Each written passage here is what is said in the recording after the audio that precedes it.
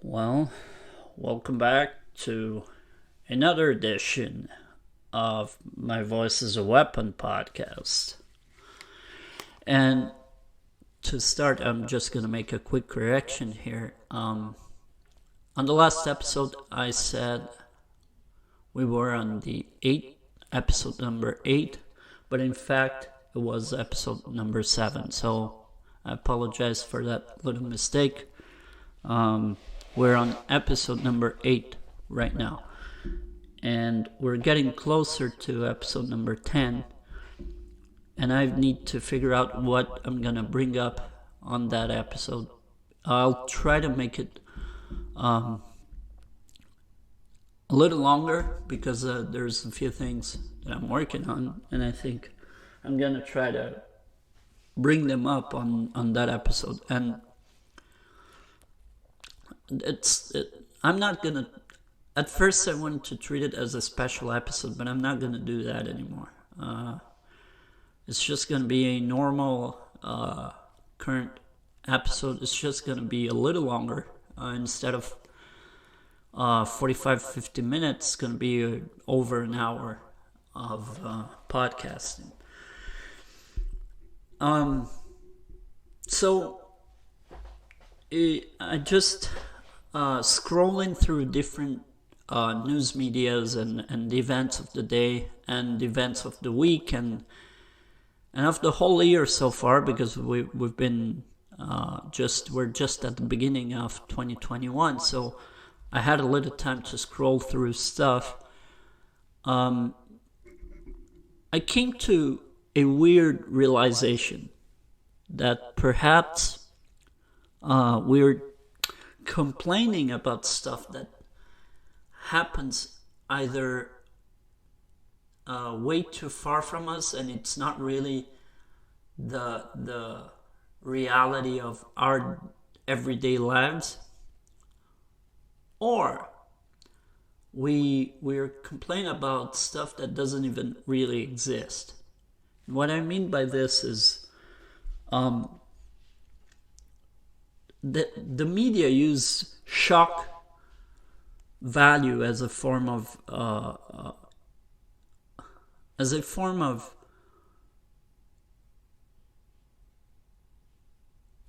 entertainment, because if they don't use it that way, nobody's going to be interested in the news in the first place, because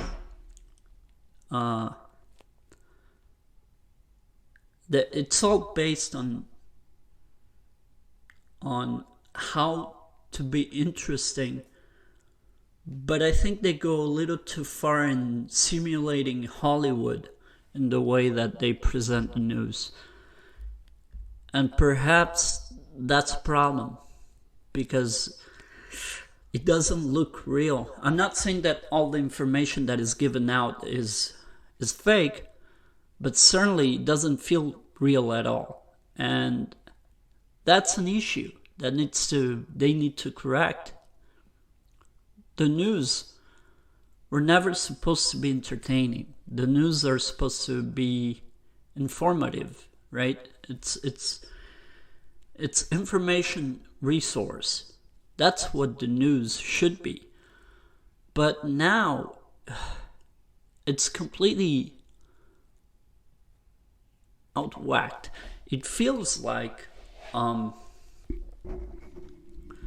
because if you go outside and you try to see what really goes on to your everyday life, none of those things are happening.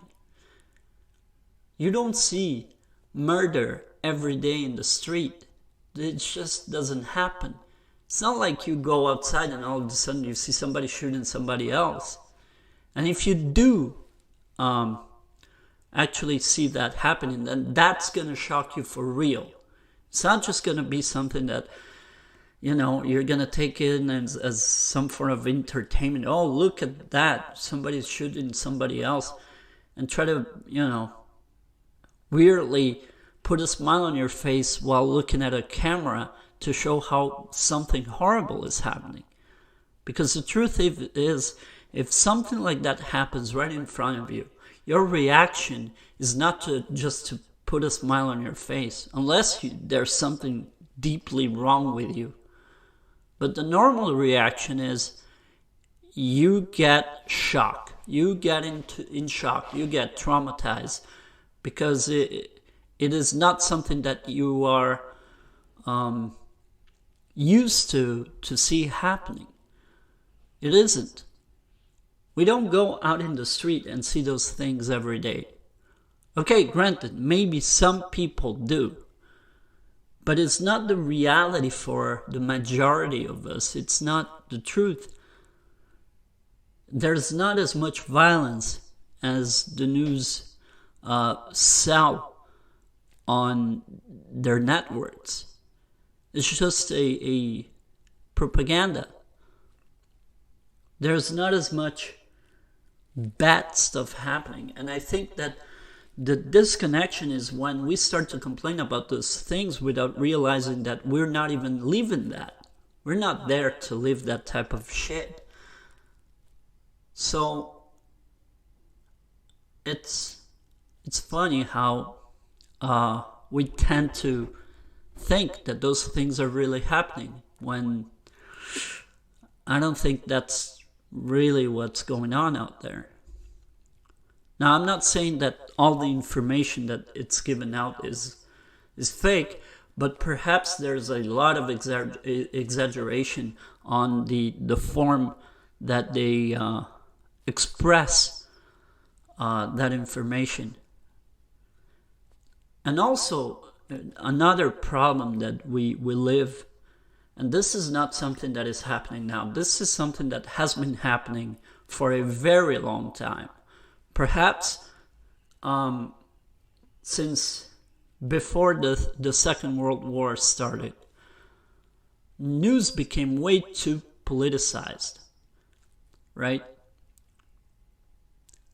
And maybe that's the issue. We tend to see a set of news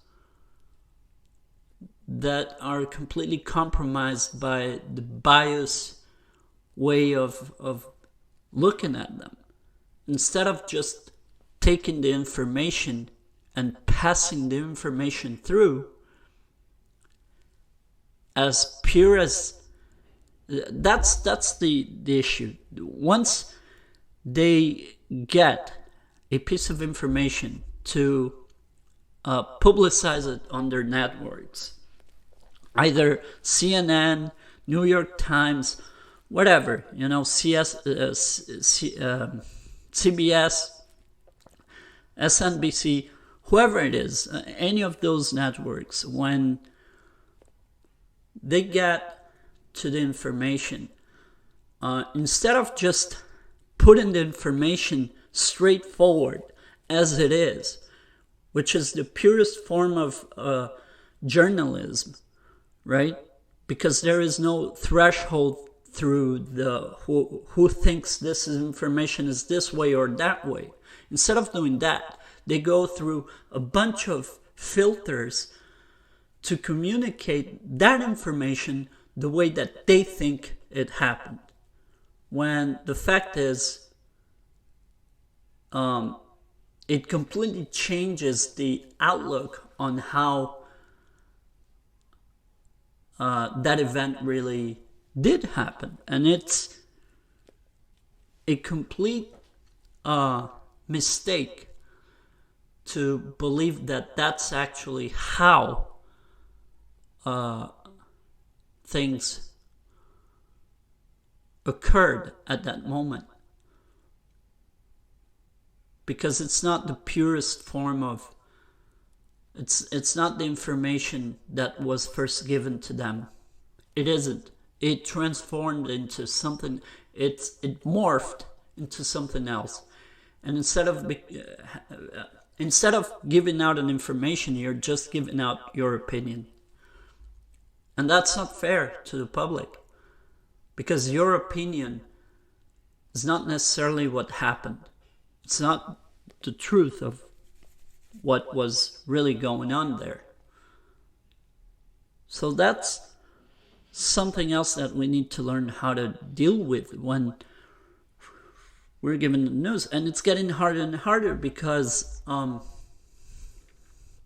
the way that the mainstream media treats this is that they want as much radicalization as possible with this on both sides, and the way they do this is to make everything look extreme. Every act that we see on the news is considered extreme now, and that's not good, and it's not healthy, because it just makes everything that much more dangerous. It's what I said on the last episode about freedom of speech has a level of danger when I was referring to the great lesson that Eric Weinstein gave on the Lex Fridman podcast, and that's what is going on right now. They are making everything look extreme to the point where it doesn't matter that what you did is just something as normal as taking a step outside. They're going to make it look like what you did is terrible just because you don't agree with what they want to force you to agree with, right? And that's the whole that's the whole issue now with this, because it creates that excuse for them to do that in order for them to be able to shut people down, not allow people to do certain stuff.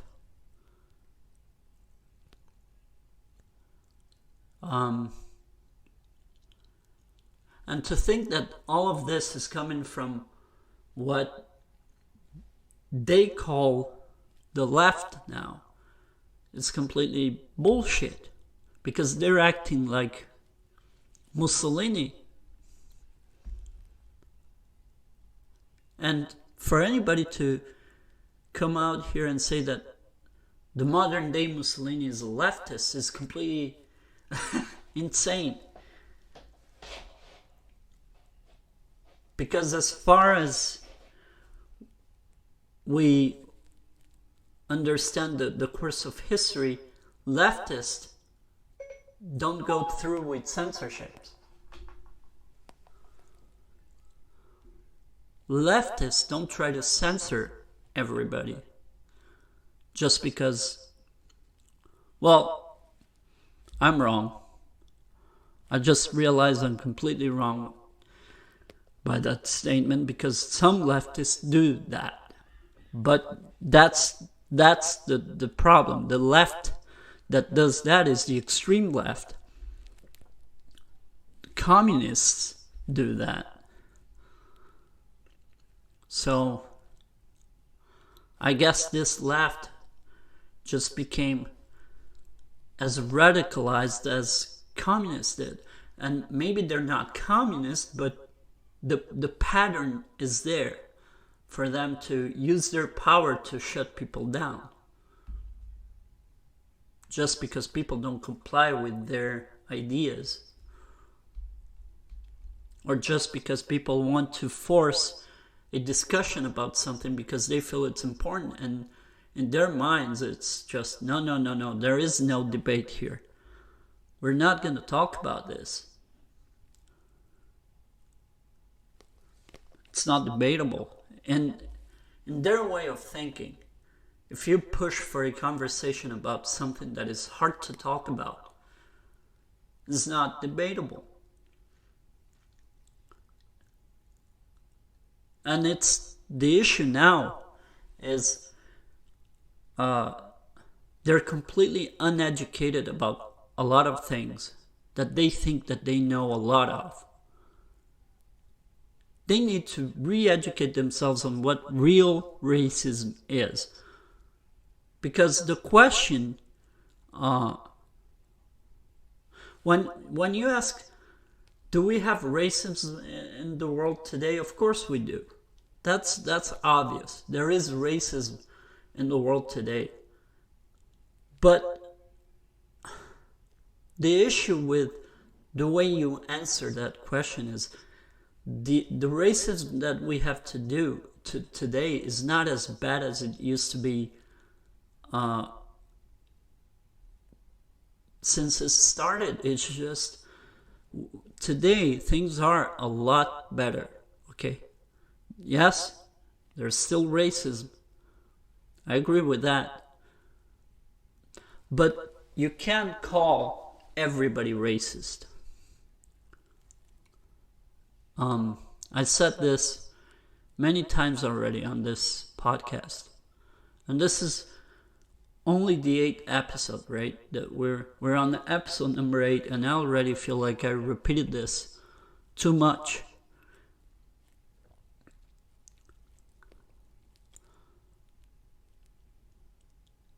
What happens when you call someone who is not a racist? What happens is that the word racist starts to lose meaning. Or it gets turned around, because when you scream and shout at someone and accuse them of being racist, perhaps you're the one using that as a way to create division. Because you don't want a discussion and a debate, you just want to force your ideas into somebody else and convince them, yes, you're racist. Hold on a minute. Right? Because what we need to understand for sure here is that racism should be installed everywhere as a crime. So when someone really has an act of racism, then they need to comply with the law. They need to be locked up for a period of time depending on his act.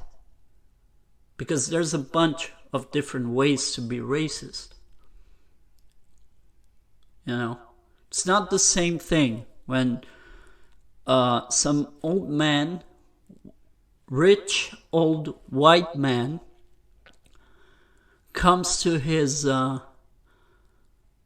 chauffeur, his driver, and calls him a nigger, right? It's not the same as some young white guy shooting a black person just because he doesn't like him. It's not the same. So of course, the punishment for the old man that called his driver a nigger, the N-word, is not going to be the same punishment for the white guy that shot the black guy simply because he felt threatened, just because the other guy was someone of color.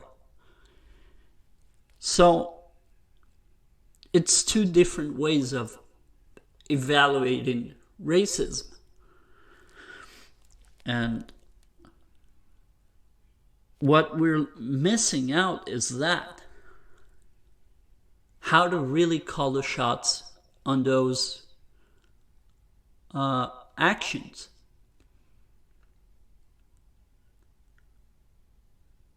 Because you're playing with the reputational value of somebody else's life. And when you have that, what happens is the coin doesn't stop shaking. Because the coin represents society And the two faces of society are not in peace ever because of those little noggins. The coin wants to rest in peace in a wallet. It doesn't want to be shaken on the ground because somebody decided to play with it. And that's what the media does. It plays with those values, and it completely shapes it in a way to make it a lot more extreme than it is. Those actions are not as extreme as they make it look. Jordan Peterson is not an alt-right, white power connected person. Neither is Ben Shapiro, who is Jewish, by the way. You know? And as much radicalization we see on Donald Trump speeches, I don't think he is that much of a threat in those cases, because let's be very convenient in saying also to our own advantage that Donald Trump can say anything and the other side is going to make it look a lot worse than what it really is, right? Because yes, Donald Trump made some mistakes. When he goes out there and says, let's build a wall and let's make the Mexicans pay for it, he gives the left the perfect weapon to start pulling the trigger against him. He gives them the perfect excuse to start radicalizing what he said even more. And that's the issue. And I don't think Trump was really intending to sound that dangerous. I just think that perhaps he thought that he needed to say things that were a little shocking to wake people up. But I don't think he managed the way I don't think he knew the repercussion of being the president, being at that higher power of a position, and what the Jesus, I can't say that word. The repercussions were for that. And I think for him, those 4 years of being the president were perhaps a learning curve. Now, I'm not saying that we should vote Trump to come back in 2024. But I'm saying that perhaps if he does run to become president again, he's going to have a very different way to manage things. Because he already changed a few things along the way, right? At some point, he just stopped mentioning the building of the wall in Mexico. He knew that wasn't going to happen. But he did work towards the reinforcement of laws against illegal immigration. Because as much as we want to understand that immigration is a sensitive issue, illegal immigration is something that we need to take action against. And it's not just in the United States. This comes for anywhere in the world. Illegal immigration is a problem anywhere. It causes issues for everybody else. Now, I'm not saying that all the illegal immigrants are criminals. I'm not saying that we should treat them as criminals. But we need to take action against how that becomes a problem, because some of them are criminals. And that's a reality. Right? That's just being realistic about the whole aspect of what illegal immigration contains. And perhaps that's a very anti-absolutist way of thinking that the media now completely lost. They don't have that anymore. Everything is extreme one way or the other, and they have to show that. And the problem is, at first sight we'd believe it. Maybe after contemplating and thinking about it a little more, we realize that not everything that they're showing is that bad. But at first sight, the first thing that comes to mind, oh wow, that must be terrible. That's horrible. What's going on out there? But wait a minute. If you go outside, you don't see murders everywhere.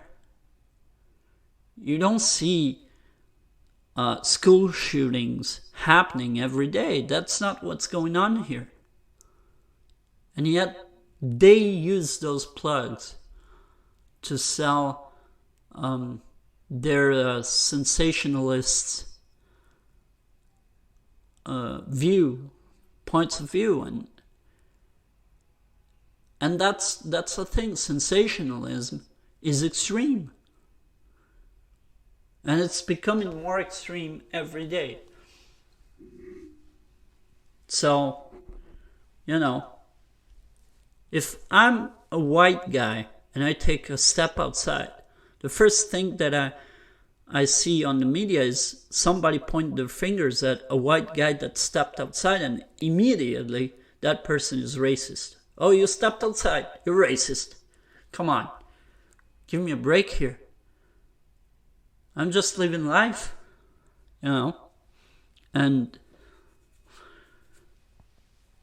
that system they put in place to make everything shocking and terrible is just not real. It doesn't work that way anymore. And we need to really take a look at ourselves and start to realize that the news became way too much Hollywood. It's like watching an action movie, actually. If you see Die Hard, right? A lot of what you see on the news, it's kind of like Die Hard. A bunch of explosions, terrorists, war, secret agents doing crazy stuff. But that's not what happens. That's not true. So there's a huge disconnect between the news, the way we perceive them, and what really goes on every day. And we tend to complain way too much about stuff that is not happening to us. It's not here, It's not that dangerous to walk at night outside. Maybe, it depends where you are, of course.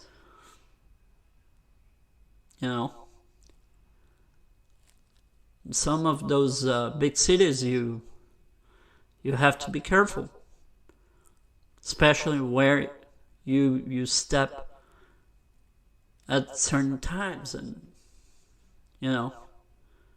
there are specific places where you don't want to go. If I can use my birthplace, for example, Brazil is the perfect example of a country where there are places that you don't want to go to. You don't. Yet some people still want to see what goes on there because they want to see those shocking things, That there is some. That's the sick, twisted-minded tourism that we have also. Some people want to go to those dangerous places to see. Hold on a minute. Do you have a death wish? What is going on there? Why would you want to go to those places? Right? What is wrong with someone that rather go to a slum in Rio de Janeiro instead of going to Paris or going to, I don't know, right? But no, they make an extra effort to make sure that they get to those places to see how fucked up it is. And that's a problem. They treat it as, oh, it's going to be fun to see. What? Are you nuts? It's going to be fun?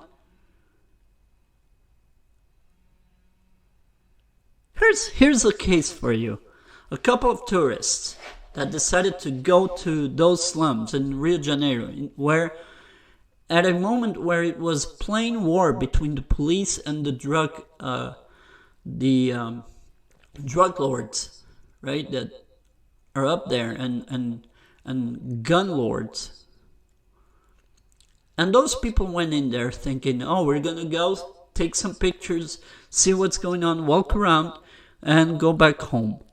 You know what happened? They went in there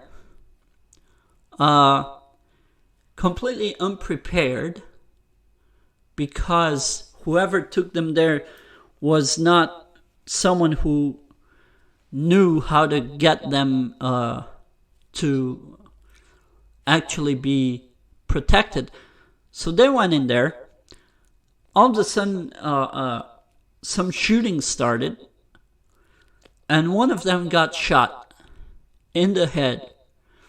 And the other guy was like shocked. And what did you think was going to happen? I mean, you go to a place like that expecting to be unharmed, and you go completely unprepared for that, and you expect to just go home in one piece. Of course, something's going to happen if you're looking for a place like that. Right? If you purposely put yourself in a situation that is that dangerous, the last thing you can be is shocked. Now, understand that shock is just a reaction, right? It's not like he wanted to be shocked, but it happened. But the problem is, you set yourself to be completely traumatized.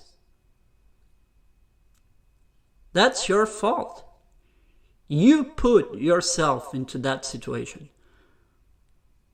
Now, of course, anybody can come out here and say that's no different from, for example, some skydiver having an accident and dying, and all of his fellow skydivers being shocked. No, it's not the same, because I understand the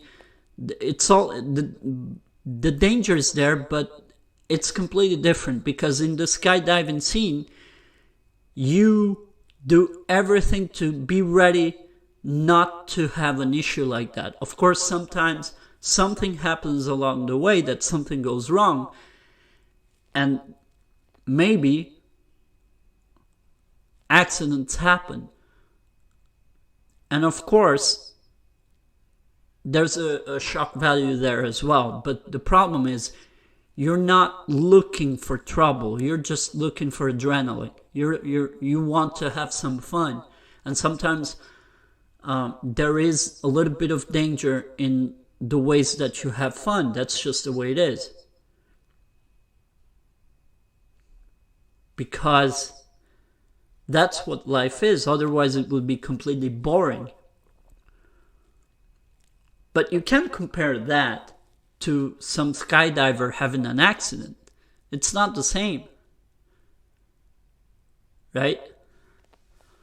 People put themselves in danger every day in different ways. Most times, They prepare themselves to avoid the danger, knowing that the danger is a possibility. But if you think about this, if you go to a place completely unprepared where you know there's a lot of danger, the possibilities of something really fucked up happening are like a million, okay? Now, it's completely different if you're actually, for example, a journalist that has to go to those places because you need to cover something. And in that case, you get all the preparation that you can get. You get ready, you get some police enforcement, security enforcement to be as protected as you can possibly be. And even that way, you still have a risk of getting into, ending up in a bag. So, we need to understand that there's a lot of different ways of risking your life, of course. But there's also a way to prepare for them.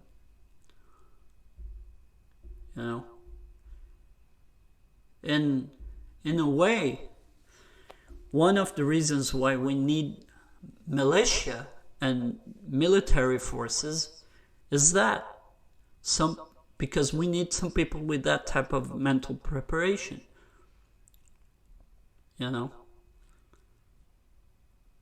The fire department, fire guards, all around the world, we need them. And yet that's very dangerous. But I don't think anybody would say to a fire guard, why would you become a fire guard? That's dangerous, No, they will look at a person as a hero for risking their lives to save others. It's a very interesting way to look at the whole prospect of all of those things combined. Of course, there are idiots that put themselves in danger for no reason and with no preparation, with no protection. But that, they need to realize and understand that they risk getting hurt or worse. Right? So, we need to understand that a little bit. And what goes on the news is a little bit too extreme for what really goes on out there.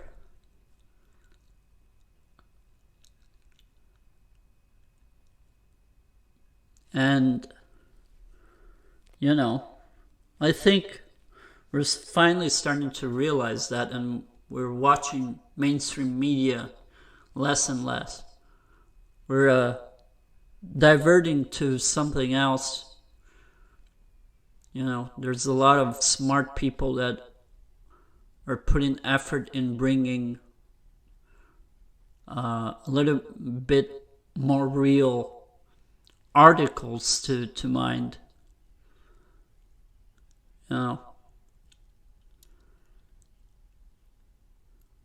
Because another example, and this is a completely different kind of story, okay? Live war aside and violence aside, we still have a bunch of shit that happens every day, but we don't see it in the streets, right? I don't see that happening before me every day. And I grew up in Brazil, which has a lot of poverty, and you see people in the streets. But it's not like you see them every day in every corner. You need to specifically go to certain places to see that. Right? You don't see people dying of hunger every day. Now we know there are places where there's a lot of that. But that's the difference. We need to realize that those places exist and be aware of that and be thankful for not being in that situation. But also we need to realize that it's not like that everywhere. And the way they make it look, it's like, oh, get ready because soon that can be you. Hold on a minute. How do you know? How can you say that with that emphatic of a statement? Right? Because they want to scare you. Because for them, they're selling that on an entertainment basis. It's like a horror movie as well. I mentioned Die Hard first, but it's like a horror movie as well. There's this shock value of scaring people. And when we go along with our everyday lives, we realize that those things don't happen that often. You know? So the fact that they want to convince us that there are serial killers out there and it's very dangerous and we should be locked up and come on, please.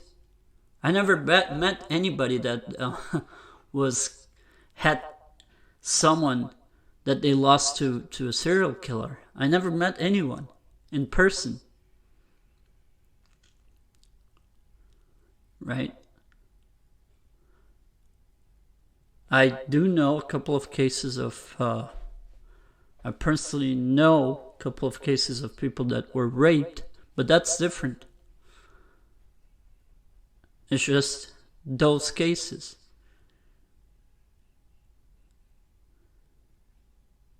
Now, what I'm trying to say here now, this doesn't mean that bad shit doesn't happen. That's the difference. Some extreme shit happens once in a while to people, and sometimes it gets closer to home. But it's not every day. Can you imagine the amount of traumatic experience it would be if we saw that for real every day out in the streets or at home or anywhere? How would we deal with that? Really, you think that if that happened all the time everywhere, do you think we would have even laws to work to incarcerate criminals and stuff like that? No, I think it would be complete anarchy. If the world worked in that way, and we saw bad shit happening all the time, every day, outside, in real life, well, you know, maybe law enforcement wouldn't be what it is. Because it wouldn't work. If bad shit happened like that as often as the media portrays that, I think we would be convinced that law enforcement is fucking useless. But the fact is that law enforcement works a lot better than we even think it does. Because we are way more protected than we think. And I'm saying this, and we are in the middle of a pandemic, right? And some people still think that this is the worst time ever. This is the worst period of time we ever had in history. And it's not the case. There were pandemics in the past that were way worse than this. And the difference is now we are in a certain level of readiness for it. In fact, we're a lot more informed about this kind of thing than we ever were.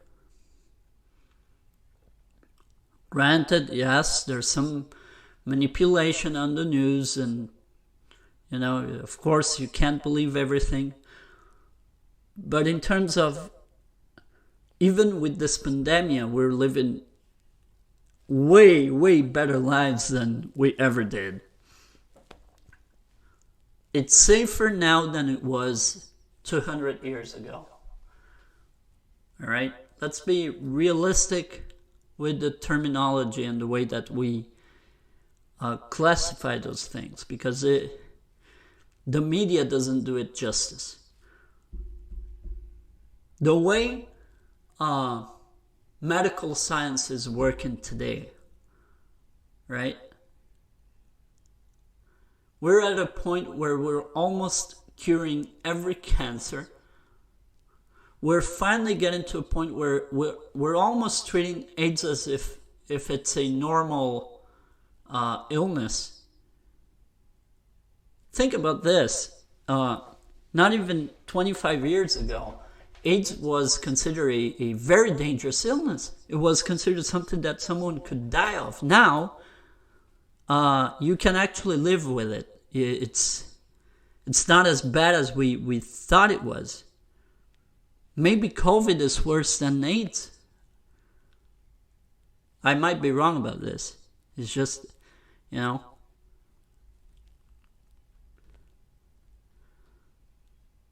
just saying, it might. I don't know. I'm not a doctor by any means. But hey, you see, you have some elite sports superstars that have AIDS, and you see them like Magic Johnson, former NBA player, and you look at the guy and he doesn't look sick at all. He looks in shape for someone who is on his late 50s, or right? I think he's on his late 50s, might be wrong. Early 60s, but the guy doesn't look in a bad state. And he has HIV. He has the virus. Right? So it's very funny to me that the media uses all of that to make everything so extreme and so dangerous, when the fact is, come on, seriously? If I believed what they say, I would be locked up, afraid of even going to have a coffee down at the bar, I wouldn't get out of my basement.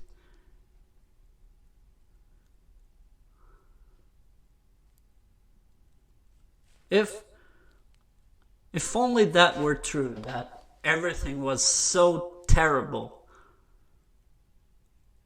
I think we wouldn't be able to socialize at all. Because the moment you see someone, you're immediately afraid that that person's going to do something bad to you.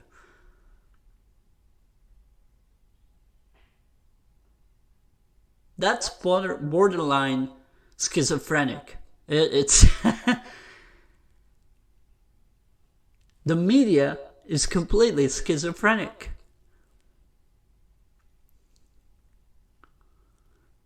So that's it.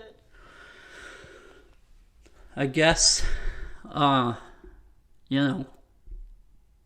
there's a lot of better stuff that we should be looking at as well. There's a lot of good things happening. We just don't give it the importance that it should have. The world is not as depressing as the media is portraying it to be. Not even close. There's a lot more good things going on than we think. We're living in this COVID pandemic, and in less than 2 years, we already have vaccines for it. If this happened